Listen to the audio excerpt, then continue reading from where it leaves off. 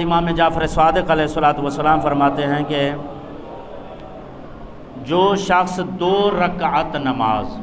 اب وہی حضور قلب جو ہمارا موضوع ہے، لیکن یہ پیچھے کا خلاصہ کرتے ہی ٹائم جو ہے وہ ختم ہو گیا۔ اب اگلے جمعہ انشاءاللہ پھر وہ حضور قلب پیدا کرنے کا طریقہ جو ہے وہ اگلے جمعہ گزارش کریں گے انشاءاللہ۔ امام علیہ السلام فرماتے ہیں کہ جو شخص 2 رکعت نماز، صرف 2 رکعت، ہم کتنی الحمدللہ، خدا توفیق عطا فرمائے، الحمدللہ سارے ظاہر مسجد میں تشریف فرمائیں، نمازی ہیں،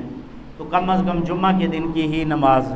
سمجھیں یا عید کے دن کی نماز، تو 2 رکعتیں اگر شامل کریں تو کتنی نمازیں ہیں۔ اب امام علیہ السلام فرما رہے ہیں کہ 2 رکعت نماز، جو شخص 2 رکعت نماز یہ دھیان رکھ کر پڑھ رہا ہے کہ وہ زبان سے کیا کہہ رہا ہے، وہی حضور قلب، یعنی جو شخص نماز کو حضور قلب کے ساتھ پڑھتا ہے تو نماز سے فارغ ہوتے ہی اس کا ہر گناہ معاف ہو جائے گا۔ صرف 2 رکعت نماز،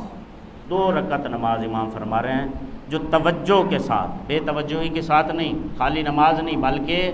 حضور قلب کے ساتھ جو نماز 2 رکعت بھی پڑھی گئی ہے،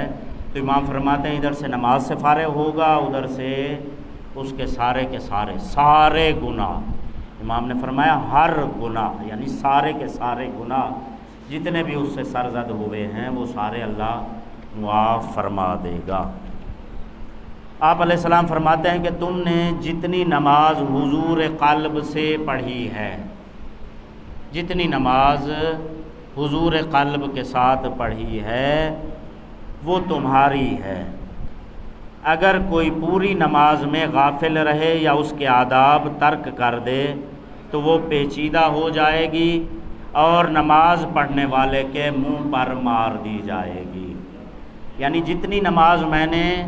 حضور قلب کے ساتھ پڑھی ہے، دھیان اور توجہ کے ساتھ پڑھی ہے، سرکار فرماتے ہیں ہماری نماز بس اتنی ہے، ہمارا حصہ صرف اتنا ہی ہے، اس کے علاوہ باقی ساری جو ہے وہ واپس پلٹا دی جاتی ہے، اور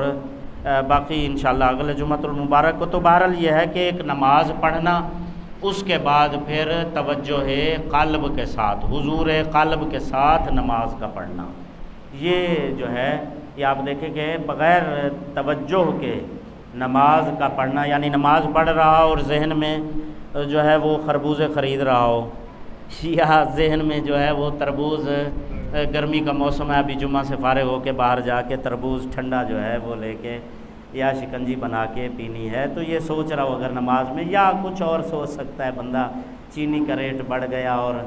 آج عمران خان کا جلسہ آ گیا، یہ ہو گیا وہ ہو گیا وغیرہ وغیرہ، بہت ساری چیزیں ہیں جو بندہ ذہن میں سوچ سکتا ہے، لیکن یہ نماز کے اندر اگر سوچے گا ظاہر ہے تو پھر جو ہے وہ پھر بس انہی چیزوں میں رہ جائے گا، پھر وہ نماز ایسی نماز نہیں ہوگی جو روز حشر جو ہے شفاعت محمد و آل محمد علیہ الصلوۃ والسلام یا خدا کی بارگاہ میں میزان اعمال پر رکھی جائے، وہ ایسی نماز نہیں ہوگی، بلکہ وہیں پر منہ پر مار دی جاتی ہے۔ خداوند رحمان